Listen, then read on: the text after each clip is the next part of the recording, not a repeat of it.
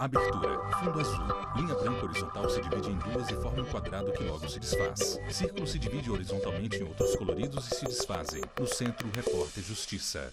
Fernanda Mulaerte, Brasília, DF. Esta semana a gente relembra 3 programas que marcaram o Repórter Justiça em 2019. Nós vamos falar sobre a vida de brasileiros que têm a chamada trissomia 21, mais conhecida como síndrome de Down. Também vamos contar histórias de quem convive com o transtorno do espectro autista. E mais, como brasileiros que têm deficiência física encontraram no esporte e também no trabalho uma forma de superação das adversidades da vida. Fique com a gente que o Repórter Justiça já está no ar. Em imagens de arquivo pessoal, menino com síndrome de Down caminha por parque em dia ensolarado. Pela sala e de cueca, ele nos mostra que está com um pincel nas mãos. Ao andar a cavalo, ele aponta para frente com o dedo indicador. Ele assim, é o meu projeto de vida. Eu trabalho todo o tempo da minha vida para conseguir artista plástica, transformar o Lúcio num ser humano respeitado, né? Um ser humano produtivo, um ser humano reconhecido e independente, né? Lúcio balança em cadeira no parquinho. Há 23 anos é assim. Amor e dedicação nunca faltaram na vida do Lúcio. E de menino arteiro, passou a um jovem artista. Sou cara muito feliz que eu sou assim, do meu trabalho. Lúcio Piantino, feliz, artista sim. Plástico. Eu sou feliz que eu nasci. Eu sou feliz que eu comecei a pintar aos 13 anos. Sou feliz sim. Pincel com tinta vermelha toca a pintura. O talento está na veia, cheio de graça, ele curte o que faz. Tudo começa com um malabarismo. Em pouco tempo, o pincel e as tintas dão forma a mais uma obra. Repórter Fernanda Mulaerte. Foi numa casa cheia de artistas que o Lúcio cresceu. A família dele sempre estimulou o desenvolvimento pela arte. E deu certo. Já são 10 anos de carreira e mais de 500 telas pintadas. Com imagem acelerada, Lúcio arruma frascos de tintas para pintar. O reconhecimento pelo trabalho logo veio. Até exposição na Itália o Lúcio fez. Hoje ele é o primeiro brasileiro com síndrome de Down a levar uma mostra para fora do país. E sabe aquela história de que o importante é amar o que faz? Que meu trabalho é minha vida, que eu dou meus quadros são meus filhos. Lúcio no palco de um teatro. E quem foi que disse que o trabalho se restringe aos quadros pintados? Nos últimos tempos, Lúcio tem se aventurado no teatro. Lúcio segura baquetas com cordas para equilibrar duas semisferas unidas e invertidas.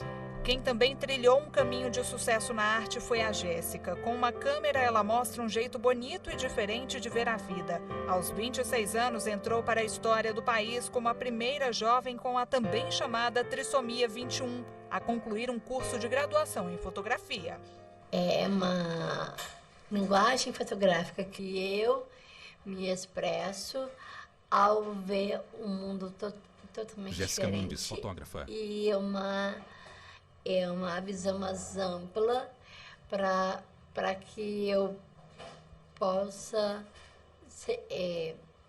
seguir os novos horizontes. A Ana Cláudia sempre incentivou os estudos e as decisões da filha. Teve diálogo aberto com professores e pedagogos para evitar ao máximo o preconceito. Assim que terminou o ensino médio, Jéssica já tinha certeza, queria fazer faculdade. Para minha surpresa, a resposta dela foi assim, foi taxativa. Nós deixamos bem claro para ela que ela não tinha necessidade de ingressar na faculdade, de ingressar na universidade. Nós deixamos bem claro para ela o estresse que essa inclusão ia gerar, que não era fácil, que era um processo complicado, mas que nós estaríamos ao lado dela se ela optasse por esse caminho. E assim, ela foi muito clara quando ela respondeu para a gente: não, mãe, eu nem imagino de não cursar a faculdade. Os meus amigos foram por esse caminho, eu também tenho o direito de ir. Então foi algo que nasceu da vontade dela, certamente pelo contato, pelo convívio com aqueles simulados, né, com aquelas provas que as escolas fazem para preparar todos os alunos para a universidade.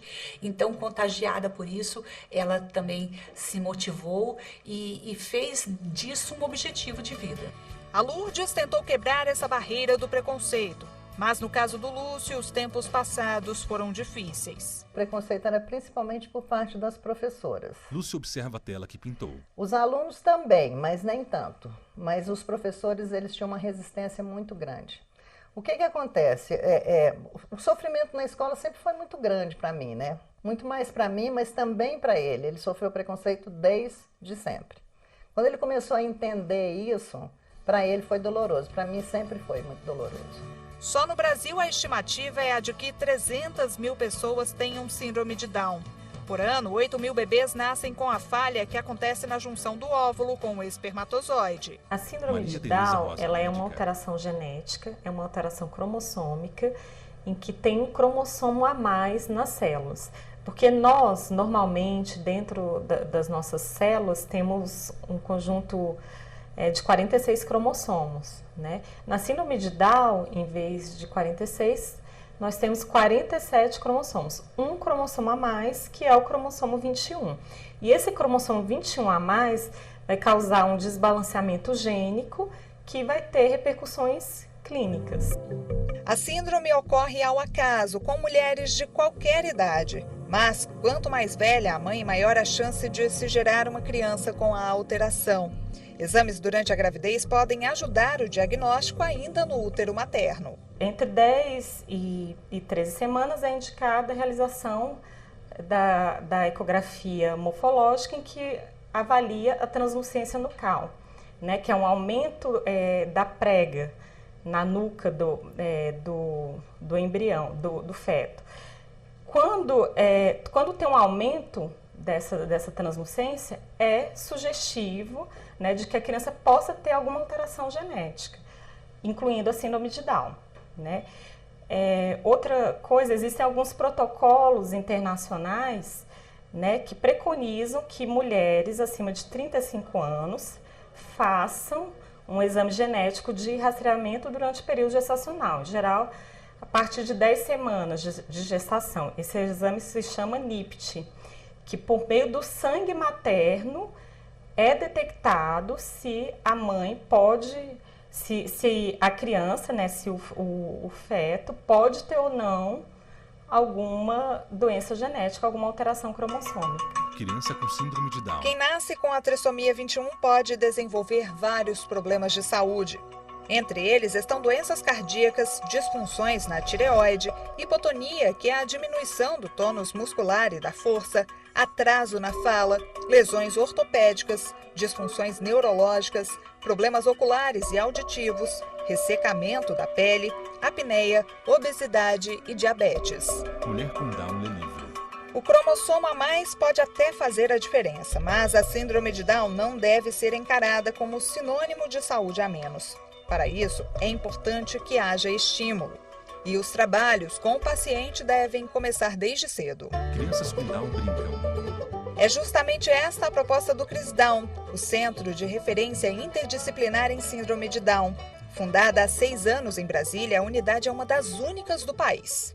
A gente acredita que quando a gente recebe um bebê, a gente tem um potencial enorme nas mãos.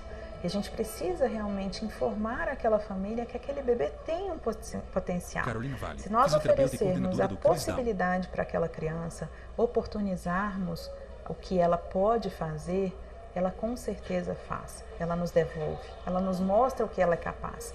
Agora, se eu limito e eu começo do seguinte pressuposto, ela tem síndrome de Down, ela não vai conseguir fazer isso. Eu já imponho limite. Eu já começo a ter uma limitação. Quando eu recebo um bebê, eu quero que no futuro ele esteja na escola, ele esteja acompanhando, ele consiga fazer uma atividade física, ele consiga interagir com seus amigos, brincar de bola, correr, pular. Então, essas questões a gente realmente investe no presente para que lá no futuro ele esteja bem. Mulheres caminham de mãos dadas com as crianças. O trabalho é intenso e diário. Os pacientes das mais diversas faixas etárias têm sessões com cardiologistas, psicólogos, assistentes sociais, fisioterapeutas e fonoaudiólogos. A rotina da Vanessa é essa aí. O foco dela está em adolescentes e adultos. A gente Vanessa faz Rodrigues reforço de Souza, muscular, fisioterapeuta. exercícios de equilíbrio, exercícios de estabilização segmentar, exercícios de propriocepção. Então a gente monta circuitos alternativos, onde a gente consegue trabalhar todos esses objetivos dentro de uma coisa mais funcional. O sentar e levantar, o agachar e levantar, o se equilibrar, ficar num pé só, que são atividades que a gente faz todos os dias, né? E que a gente vai trabalhando o fortalecimento articular e muscular. No Brasil, a Lei 13.146 de 2015 instituiu o Estatuto da Pessoa com Deficiência, que assegura e promove condições de igualdade e exercício de direitos e liberdades fundamentais com inclusão social e cidadania. A gente teve essa inovação legislativa recente que trouxe, em tese, 10 direitos, né, para a gente ser, até para ser bem resumido, 10 direitos. O direito à vida, o direito à saúde, o direito à educação, o direito à previdência social, o direito à assistência social, o direito a lazer, esporte, cultura, o direito à locomoção, entre outros aí. Né? No direito à vida, aí a gente pode destacar, por exemplo, que ele tem direito a ter vida com dignidade. Capacidade que o Marlon mostra que tem de sobra. Ele faz parte da equipe de higienização e preservação de documentos do Supremo Tribunal Federal. É um dos queridinhos da turma e bastante conhecido pelos servidores da corte. Trabalhar sempre foi um sonho. Marlon higieniza documento com escova. A mulher está feliz aqui, estamos todas. Tentando ler zona de processo, uma zona de tendasse. Aí, anos. No próximo bloco, a gente vai falar sobre o dia a dia de autistas. Você vai conhecer histórias de superação e saber de que forma podemos inserir essas pessoas na sociedade. Não saia daí que o Repórter Justiça volta em instantes. Vinheta de transição no Centro, Repórter Justiça. Vinheta de transição no Centro, Repórter Justiça. Sentada no sofá, criança observa algo. Os desenhos animados são a garantia de diversão da criançada, certo? Mas com o Gael não é bem assim não. Difícil é um programa prender a atenção dele. Em pé, Gael vai ao sofá e se deita. Não demora muito e a Ione logo tem que mudar de canal. Ione aperta botão em controle remoto. Quando o filho não gosta ou é contrariado, Gael engatinha e se levanta. Se é um brinquedo, ele não quer. Se é um desenho, ele não quer. Se irrita. Ione Nunes de Souza, autônoma. Você tem que ser exatamente do jeito que ele quer. Perfeitamente alinhado do jeito que ele quer. Gael está sentado nas pernas de Ione. O quadro comportamental do Gael está sendo investigado. Prestes a completar 3 anos, o menino ainda não fala. O desenvolvimento é mais lento. Ele também não gosta de mudar de roupa e só aceita usar o antigo uniforme da escolinha onde estudou. Tudo indica que tem autismo. Transição de tela para informações sobre autismo. O também chamado transtorno do espectro autista afeta hoje 1 a cada 68 pessoas no mundo. Estudos médicos apontam uma proporção de 4 meninos autistas para cada menina com a síndrome. A estimativa é a de que 150 mil casos sejam diagnosticados por ano só aqui no Brasil. Grande parte ainda na infância. Andréa Chapo, transtorno do desenvolvimento neurológico que acontece. Os sinais são observados antes dos 3 anos de vida. O que a gente observa? A gente observa uma alteração da comunicação, seja ela verbal ou não verbal. A gente observa também alterações da integração social do indivíduo e também alterações do comportamento. O autismo a gente coloca como tendo várias causas, né, que são levantadas, que seriam responsáveis por essa situação. Pode ser situações genéticas, a gente sabe que a hereditariedade é muito forte nos autistas, em torno de 50%, mas a gente tem outros fatores que estão sendo levantados as hipóteses, que são fatores ambientais. O autismo é classificado por graus ou níveis. Ele pode ser leve, moderado ou severo. Quanto maior o transtorno, maior a dependência. O comprometimento intelectual também varia. As pessoas têm ideia que o autista ele tem deficiência mental. Isso não necessariamente. A gente sabe que a grande maioria dos pacientes autistas tem um déficit intelectual, em torno mais ou menos de 70%. Mas nós temos em torno de 20% dos autistas leves têm inteligência normal. E alguns, em torno de 10%, têm inteligência acima da média. De mãos dadas com um adulto, criança caminha. Ela segura dinossauro de brinquedo em um dos bolsos do casaco. Abrem-se as portas automáticas de um shopping center. Eles passam perto de uma cabine fotográfica, onde há na frente uma cadeira com formato de moto e cão que balança sozinho. Quem usa sapatos vermelhos. Enquanto caminham, nota-se mãos que mexem nos objetos de uma cesta. Olhos de rosto estampado em jaqueta se movimentam. Olhos da criança piscam. Ela repara nas sacolas que uma moça carrega. Para exemplificar, é mais ou menos dessa forma que um autista vê e escuta o mundo à sua volta. Atitudes assim são tudo, menos frescura ou birra. Som de queda de recipiente com água para limpar o chão e olhar de pessoas ao redor. Às vezes uma sensibilidade Andrade, psicóloga. Sensorial, e essa sensibilidade pode ser de várias formas. Pode ser sonora, né? Criança que se incomoda ou com coisas que as outras crianças não se incomodam. Porque barulhos que todo mundo se incomoda, tudo bem.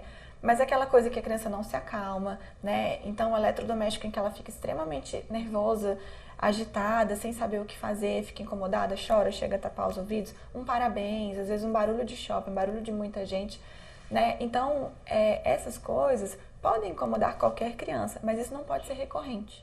Não é birra. Andréa Chapo. Uma alteração no desenvolvimento neurológico. Não tem nada a ver com birra, não tem nada a ver com falta de limite. Fernando é pai do Fernandinho, um jovem de 21 anos com grau severo de autismo. Durante anos, ele percorreu os corredores da Câmara dos Deputados para incentivar a criação de leis específicas para pessoas com o transtorno. Em 2012, veio a primeira vitória. A Lei 12.764 assegura, por exemplo, a inclusão de vagas para autistas em empresas com mais de 100 funcionários. Mais tarde, a Lei Orgânica, que leva o nome de Fernando Cota, instituiu o dever do Estado de promover atendimento específico a esse público. Depois das leis, melhorou muito. Fernando Cota, eu digo que nós tivemos muito sucesso. O nosso maior sucesso foi na publicização da causa. Em mostrar que essas pessoas existem, que elas têm direitos, que elas precisam dos serviços do Estado, como todas as outras pessoas que não são autistas também. E que elas muitas vezes precisam de um atendimento especializado. Então melhorou muito, nosso maior sucesso foi isso. E nós ficamos ainda tentando muito na questão da educação e da saúde, principalmente. Mãos gesticulam. A busca por respeito e igualdade também vale para o ambiente escolar. Esta advogada explica que a matrícula de crianças com autismo, tanto na rede pública quanto na particular, não pode ser negada e as adaptações devem ocorrer. Elas têm o direito de Adriana estar em sala regular, de ter igualdade de oportunidade com as demais pessoas que estudam com elas. Então, se elas são crianças, elas precisam das adaptações necessárias para a infância na área de habilitação de comunicação. Então, muitas vezes elas vão precisar de pranchas de comunicação alternativa, outros meios de comunicação diversos dos demais alunos para que elas possam estar inseridas em sala de aula. Às vezes vão precisar de uma pessoa que seja uma monitora ou um mediador. Desafiando todos os obstáculos, Enan foi o primeiro autista brasileiro a se formar médico. A família chegou a ouvir de uma professora que ele sequer seria alfabetizado. O jovem não só venceu o preconceito, como provou que pessoas com o transtorno podem mais.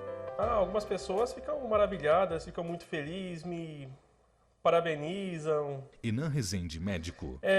Algumas ficam até impressionadas, porque infelizmente para muitas pessoas isso é algo até então impossível, só que não é impossível. Continuem lutando pelos seus sonhos, por aquilo que vocês acreditam e, importante também, não se permitem serem barrados de fazerem qualquer coisa por preconceito, por pessoas que não julgam capaz. Lutem, garantem seus direitos, lutem pelos seus direitos.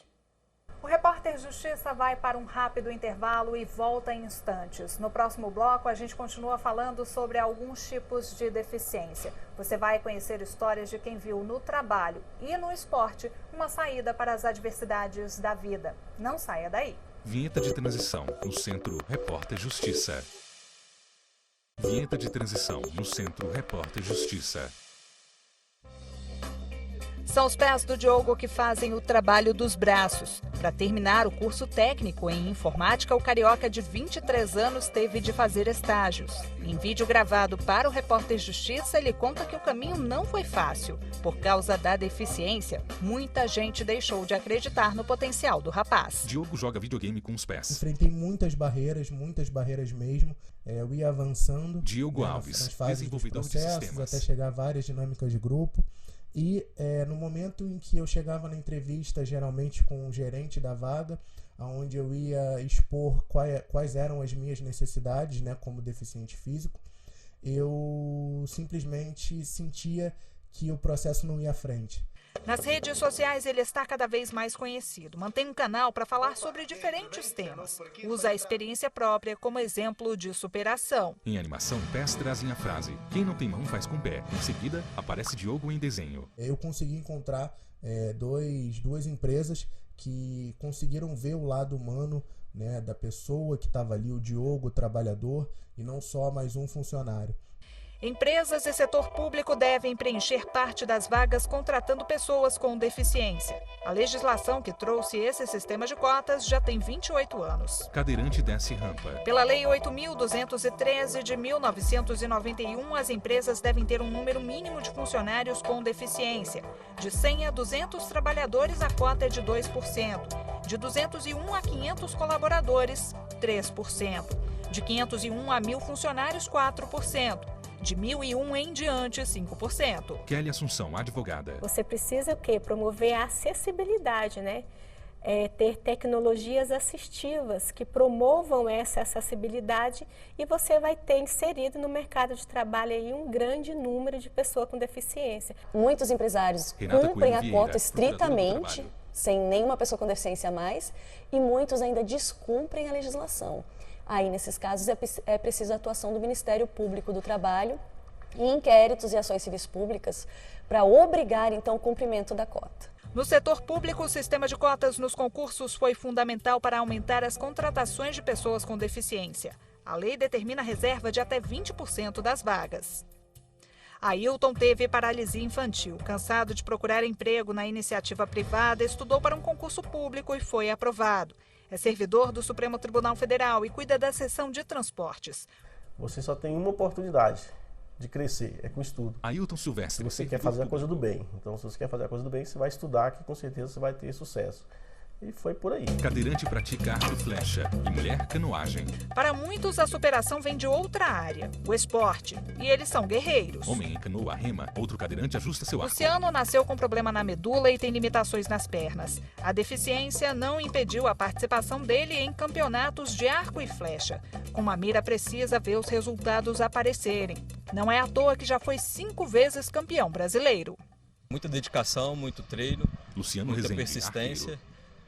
E os resultados eles vêm naturalmente. O Brasil ele tem bons atletas em várias categorias e o resultado a gente sempre tenta o melhor possível para representar o país, representar a nação e alcançar um bom desempenho. Wendel teve paralisia infantil, sempre gostou de esporte. Passou por diferentes modalidades até virar um arqueiro. Wendel atira flecha. É um esporte de precisão, é um esporte muito bonito. Às vezes as pessoas confundem um pouco, pensam que é só chegar, olhar para lá e atirar. Não, mas tem todo um trabalho de postura por trás, de repetir sempre o mesmo movimento. Então na hora do tiro você desliga. Você desliga, pode estar acontecendo o que for, que você desliga naquele momento ali. E a recompensa está lá no Teparo, né? É acertar o X. Esses para-atletas estão acostumados a travar batalhas dentro e fora das competições. Há 7 anos, o Diogo descobriu que estava com câncer e teve de amputar a perna. Já ganhou muitas competições e não esquece o gostinho de cada uma delas. Sensação assim inexplicável. Diogo Rodrigues, ver a torcida brasileira torcendo por você lá, gritando seu nome. E quando você chega, você é reconhecido, o pessoal pede foto, te pede autógrafo, é assim, demais, é demais. Surf com vela em lago. O Lago Paranoá, em Brasília, é o ponto de encontro e treino do pessoal da paracanoagem. Mulher de cabelos presos e boné rema. Cadeirante vai até seu carro. O trabalho já começa na hora de retirar os equipamentos do carro. Aqui a maioria é cadeirante. Não pense que tem moleza. Aqui a gente mostra para eles que eles podem buscar as coisas dele, que eles podem subir numa cadeira, descer de uma cadeira, que eles podem pegar o material, que a gente não precisa estar dando isso o tempo todo na mão. Salomão fala com os canoístas. Salomão é exigente. O campeão de canoagem quer formar novos vencedores. Começamos com um para-atleta, 2, 4, até que a gente chegou a 8 para-atletas e começamos a desenvolver outros para-atletas também que passam por aqui com a gente, às vezes para aperfeiçoar alguma coisa. E Brasília hoje conta com uma paracanoagem muito forte no Brasil, referência nacional. Luciano, primeiro atleta do grupo, desponta nos campeonatos. Já fui campeão mundial na África do Sul, em Pietermaritzburg. Luciano Lima, canoísta. Vice-campeão brasileiro e campeão brasiliense.